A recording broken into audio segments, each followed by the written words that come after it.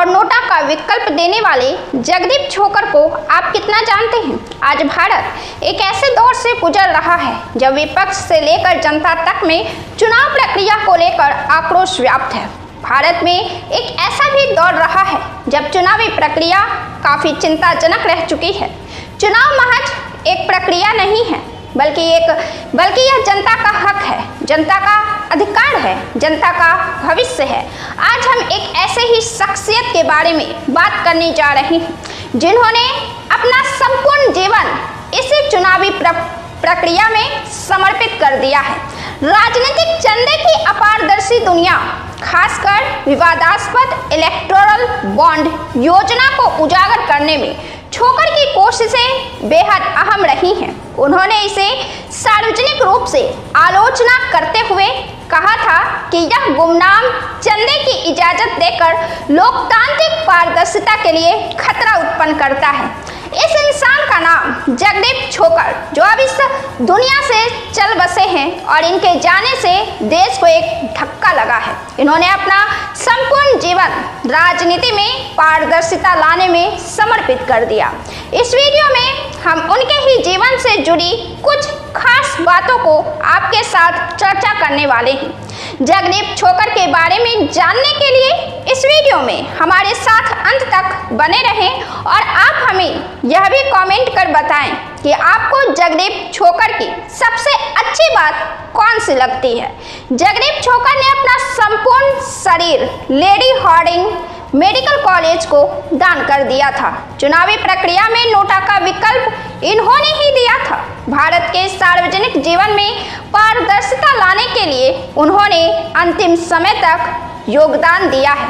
वे एक कार्यकर्ता के तौर पर संवेदनशील रहे हैं। वे एक सम्मानित विद्वान भी रहे थे। वे इंजीनियर, वकील और संरक्षणवादी के तौर पर इस देश में खास पहचान रखा करते थे। उनके जाने से शोक की लहर है देश में। वे एक उदार मार्गदर्शक भी रहे हैं। वे गहन चिंतक और गर्मजोशी वाले दोस्त की छवि के तौर पर अपनी छाप इस दुनिया पर छोड़ गए हैं।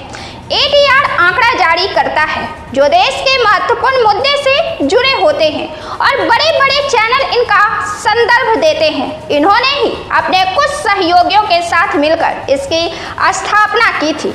इन्होंने राजनीति में पारदर्शिता के उद्देश्य से इसकी स्थापना की थी। इन्होंने इसकी स्थापना साल 1999 में की थी। साल 2002 से लेकर साल 2023 तक उन ऐतिहासिक सुप्रीम कोर्ट फैसलों में अहम भूमिका निभाई उन्होंने, जिनमें सभी चुनावी उम्मीदवारों को चुनाव आयोग के समक्ष शपथ पत्र के जरिए अपनी आपराधिक, आर्थिक और शैक्षणिक पृष्ठभूमि उजागर करना अनिवार्य कर दिया गया।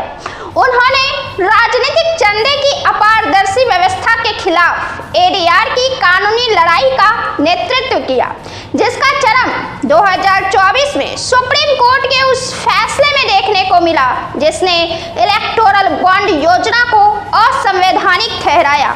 न्यूज लॉन्ड्री के लिए इलेक्टोरल बॉन्ड्स की खामियों पर लिखे एक लेख में छोकर ने कहा था कि कंपनियों को राजनीतिक दलों को चंदा देने की अनुमति देने का खतरा 1975 से ही बताया गया है, जब बॉम्बे हाई कोर्ट के तत्कालीन मुख्य न्यायाधीश MC छागला ने Tata iron and steel company के राजनीतिक योगदान से जुड़े एक मामले में टिप्पणी की थी। यह एक ऐसा खतरा है जो तेजी से बढ़ सकता है और अंततः देश में लोकतंत्र को दबा और कुचल सकता है। एक अन्य लेख में उन्होंने सवाल उठाया कि जब भारत के मुख्य न्यायाधीश तक सूचना के अधिकार RTI कानून के दायरे में आते हैं तो राजनीतिक दलों को इसके दायरे में क्यों नहीं लाया जाना चाहिए। उन्होंने इलेक्ट्रॉनिक वोटिंग मशीनों पर नन ऑफ द एबव विकल्प की मांग की थी, अर्थात नोटा की मांग की थी, जिसे सुप्रीम कोर्ट ने 2023 में मंजूरी दी। इसने मतदाताओं को सभी उम्मीदवारों को अस्वीकार करने का अधिकार दिया। सुप्रीम कोर्ट में SIR को लेकर चुनाव आयोग को चुनौती देने वाली याचिकाओं में एडीआर भी शामिल है। अब चलिए जानते हैं कि जगदीप छोकर के अन्य पहलुओं के बारे में, जिंदगी के अन्य पड़ावों के बारे में। जगदीप छोकर साल 2006 में रिटायरमेंट के बाद वो आजीविका ब्यूरो से भी जुड़े रहे और प्रवासी मजदूरों की समस्याओं पर काम किया। Indian institute of management Ahmedabad IIME में 1985 से लेकर 2006 तक ऑर्गेनाइजेशनल बिहेवियर के प्रोफेसर रहे। IIME में वे 2001 से 2002 तक और 2002 के जुलाई से सितंबर तक डायरेक्टर इन चार्ज रहे। वो बर्ड वॉचर यानी कि पक्षियों को देखना और पर्यावरण संरक्षक भी थे। साथ ही वो एक प्रशिक्षित वकील भी थे। साल 1967 में उन्होंने अपनी इंजीनियरिंग की पढ़ाई पूरी की थी। साल 1977 में उन्होंने दिल्ली यूनिवर्सिटी से MBA की पढ़ाई पूरी की थी। साल 1983 में छोकर ने अमेरिका के लुइसियाना स्टेट यूनिवर्सिटी से PhD की उपाधि हासिल की थी। 2001 में उनको बॉम्बे नेचुरल हिस्ट्री सोसाइटी से पक्षी विज्ञान का सर्टिफिकेट मिला। जगदीप छोकर ने 2005 में गुजरात यूनिवर्सिटी से LLB की पढ़ाई की थी। प्रोफेसर बनने से पहले वो भारतीय रेलवे में इंजीनियर मैनेजर रहे और कुछ साल अंतर्राष्ट्रीय मार्केटिंग मैनेजर भी रहे।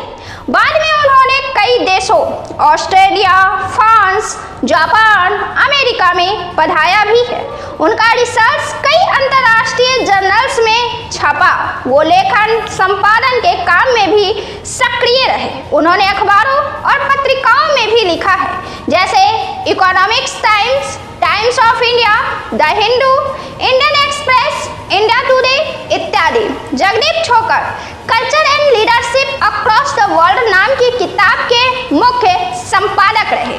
साल 2007 में छपी इस पुस्तक को 2008 में अमेरिकन साइकोलॉजिकल एसोसिएशन ने Ursula Ghislaine global psychology book का अवार्ड दिया था। राजद सांसद मनोज झा ने कहा, इनके निधन पर दुख व्यक्त करते हुए कि राष्ट्र को अपनी चुनावी प्रथाओं के आईने में झांकने और लोकतांत्रिक ढांचे की सतह के नीचे छिपी दरारों का सामना करने पर मजबूर किया। लवासा ने उनके निधन को दुखद बताते हुए कहा कि एडीआर ने चुनावी लोकतंत्र के उच्च मानदंडों को बनाए रखने में अमूल्य सेवा दी है। छोकर जैसे लोग और एडीआर जैसी संस्थाएं सत्ता से सवाल पूछने के लिए अनिवार्य है और यह किसी भी लोकतंत्र के लिए स्वस्थ संकेत है। चिब्बर ने कहा कि राष्ट्र आपके बिना और भी गरीब हो जाएगा।